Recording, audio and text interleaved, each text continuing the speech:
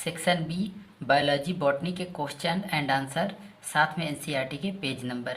Section B में 15 question थे, 15 में से 10 क्वेश्चन ही करने हैं। पहला क्वेश्चन, सही युग्म को चुनना है, सही कथन चुनना है, तो इसका आंसर फोर्थ होगा। मज्जा किरणों की कोशिकाएं जो कैम्बियम वलय के भाग का निर्माण करती हैं उनको अंतरापोली कैम्बियम, इंटरफेसिकुलर कैम्बियम कहते हैं। अगर आप हिंदी मीडियम हैं तो इंग्लिश पढ़ना बेहद ज़रूरी है। जैसे स्पंजी मृदुतक को स्पॉन्जी पैरेन्काइमा कहते हैं, सहायक कोशिकाएं को सब्सिडरी सेल कहते हैं और यौगिक ऊतक को कंजक्टिव टिश्यू कहते हैं। ये 11th की एनसीईआरटी पेज नंबर 95 में है। पेज नंबर 95 में यहाँ द्वितीयक मज्जा किरणें और यह रहा अंतरापोली कैम्बियम। अंतरापोली कैम्बियम को इंग्लिश में इंटरफेसिकुलर कैम्बियम कहते हैं, ठीक है, और इसी से द्वितीयक मज्जा किरणों का निर्माण होता है।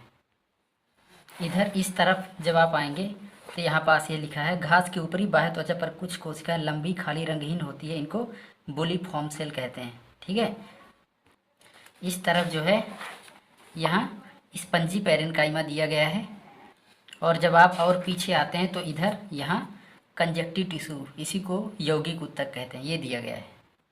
अगला क्वेश्चन, सही कथन चुनिए, तो इसका थर्ड आंसर होगा जो कि सही कथन है।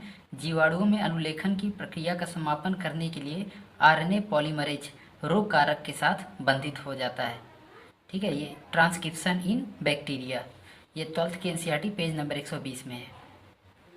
पेज नंबर 120 में यहाँ आरएनए पॉलीमरेज रो फैक्टर, ये यहाँ पूरा जानकारी दी गई है, प्रारंभन कारक और समापन कारक। और इस तरफ कैपिंग और टेलिंग के बारे में बताया गया है, और इधर जो है ये रहा कूट लेखन रज्जुक, यहाँ बताया गया है। और इस तरफ यहाँ स्प्लिट जीन के बारे में बताया गया है।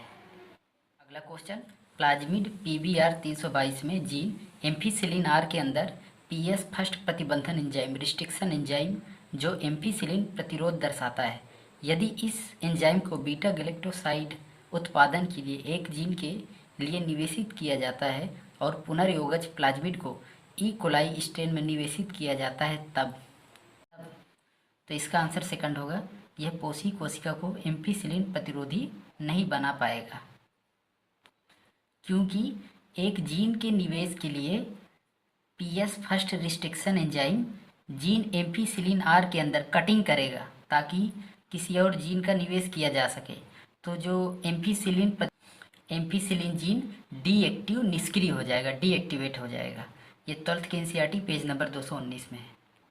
पेज नंबर 219 में यहाँ PBR 322 और आपका इस तरफ यहाँ पूरा आपको पढ़ के समझना पड़ेगा, तभी आप समझ पाओगे।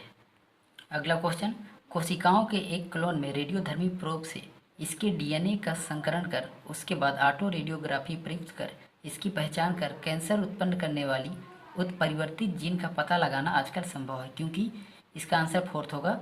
उत्परिवर्तित जीन फोटोग्राफिक फिल्म पर नहीं आती क्योंकि प्रोब में इसका कोई पूरक नहीं है। ये 12th की एनसीईआरटी पेज नंबर 134 में। पेज नंबर 134 में यहाँ VNTR प्रोब से संकरण की फलस्वरूप, और आपको यहाँ पूरा पढ़ना पड़ेगा। पीछे तरफ भी आप यहाँ ये पूरा यहाँ जानकारी दी गई है। चिन्हित VNTR प्रोब का उपयोग करते हुए संकरण, ये स्विकरण चित्रण, ऑटो रेडियोग्राफी द्वारा संकरित डीएनए खंडों का पता लगाना। अगला क्वेश्चन सुमेलित कीजिए, इसमें फ्लोरल फार्मूला दिया गया है। तो जो ए है ये फ्लोरल फार्मूला जो है ये फॉवेसी का होता है, ठीक है, और जो बी है ये फ्लोरल फार्मूला सोलोनेसी का होता है, और ये जो सी है ये फ्लोरल फार्मूला लिलियसी का होता है, और जो डी है ये फ्लोरल फार्मूला ब्रेसिकेसी का होता है। इसका आंसर सेकंड होगा। ये 11th की NCERT page number 79। Page number 79 में ये फॉबेसी का है, ठीक है, और यहाँ सोलोनेसी, और यहाँ रहा ये रहा ब्रेसिकेसी, और इस तरह आपका यहाँ ये सोलोनेसी का फ्लोरल फार्मूला, और ये रहा लिलियसी का फ्लोरल फार्मूला। अगला क्वेश्चन, चरघातांकी वृद्धि समीकरण NT बराबर N0 E की पावर RT में E किसे निरूपित करता है? इसका आंसर फोर्थ होगा, प्राकृतिक लघुगणक का आधार। ये 12th की एनसीईआरटी पेज नंबर 252 में। पेज नंबर 252 में यहाँ ये दिया गया है। अगला क्वेश्चन सही सुमेलित करना है। तो एस फेज जो होती है, एस फेज में होता है डीएनए का रिप्लिकेशन होता है, और जो G2 फेज में होता है प्रोटीन का निर्माण होता है, प्रोटीन सिंथेसिस होता है। और जो शांत अवस्था में क्या निष्क्रिय अवस्था है, इनएक्टिव फेज है। और जो G1 फेज होती है, G1 फेज में सूत्री विभाजन और डीएनए रेप्लिकेशन के आरंभ होने के बीच अंतराल है। इसका आंसर 4th होगा 11th की NCERT page number 163। Page number 163 में यहाँ G1 phase, S phase, G2 phase ये पूरा, और आपको इस तरफ यहाँ ये G0 अवस्था शांत अवस्था के बारे में बताया गया है। अगला क्वेश्चन, डीएनए अंगुली छापी में डीएनए फिंगरप्रिंटिंग में डीएनए अनुक्रम में कुछ विशिष्ट स्थानों में विविधता की पहचान की जाती है। इन विशिष्ट स्थानों को क्या कहा जाता है? इसका आंसर 3rd होगा रिपीटेटिव डीएनए। ये 12th की एनसीईआरटी पेज नंबर 132 में है। पेज नंबर 132 में यहाँ पुनरावृत्त डीएनए, रिपीटेटिव डीएनए। अगला क्वेश्चन, कौन सा कथन गलत है? तो इसका आंसर 1st होगा चक्रीय प्रकाश फास्फोरिलेशन में पीएस फर्स्ट और पीएस सेकंड दोनों शामिल होते हैं। ये गलत है क्योंकि केवल पीएस फर्स्ट भाग लेता है। ये 11th की एनसीईआरटी पेज नंबर 213 में है। पेज नंबर 213 में यहाँ साइक्लिक फोटोफास्फोरिलेशन दिया गया है और यह बताया गया है केवल पीएस फर्स्ट भाग लेता है। अगला क्वेश्चन, कौन सा कथन गलत है? इसका आंसर 3rd होगा ईटीसी में NADH+H+ के एक अणु से एटीपी के 2 अणु बनते हैं और एक FADH2 से 3 एटीपी अणु बनते हैं। ये 11th की एनसीईआरटी पेज नंबर 233 में है। पेज नंबर 233 में यहाँ NADH के एक अणु के ऑक्सीकरण से एटीपी के 3 अणु और FADH2 का एक अणु से एटीपी के 2 अणुओं का निर्माण होता है। अगला क्वेश्चन, ससीम केंद्र की यूकैरियोट जीवों में अनुलेखन की प्रक्रिया में ट्रांसक्रिप्शन में आरएनए पॉलीमरेज 3rd की क्या भूमिका होती है? ठीक है, तो इसका आंसर 3rd होगा क्योंकि RNA polymerase 3rd tRNA 5s RNA और snRNA का निर्माण करता है। ये 12th की एनसीईआरटी पेज नंबर 121 में है। पेज नंबर 121 में यहाँ आरएनए पॉलीमरेज 3rd इनका निर्माण करता है। अगला क्वेश्चन सम्मिलित कीजिए।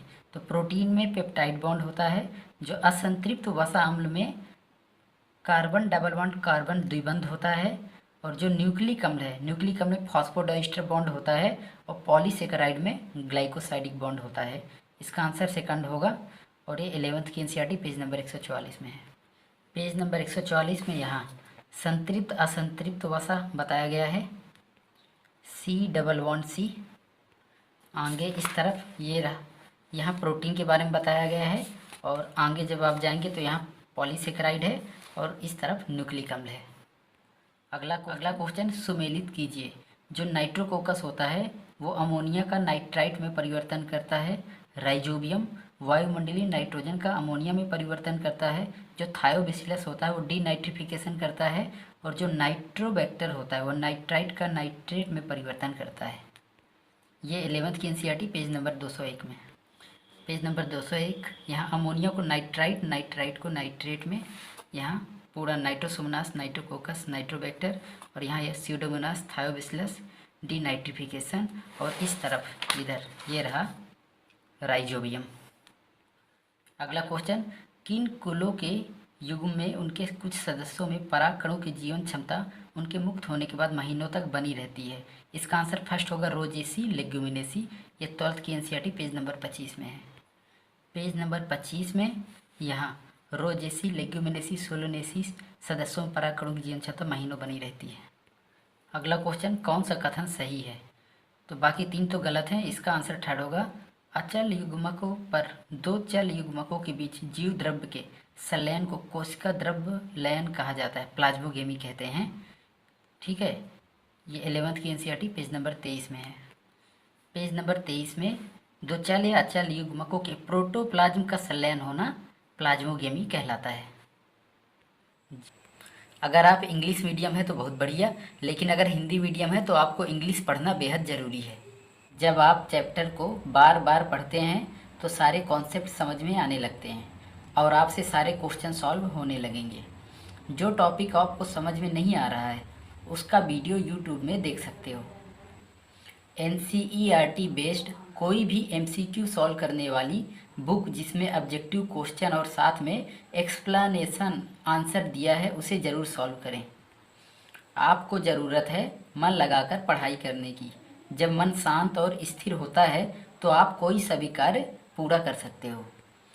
अगर वीडियो हेल्पफुल लगी है तो वीडियो को लाइक सब्सक्राइब ज़रूर करें, जिससे मुझे भी मोटिवेशन मिले। ओके, थैंक यू, आपका धन्यवाद।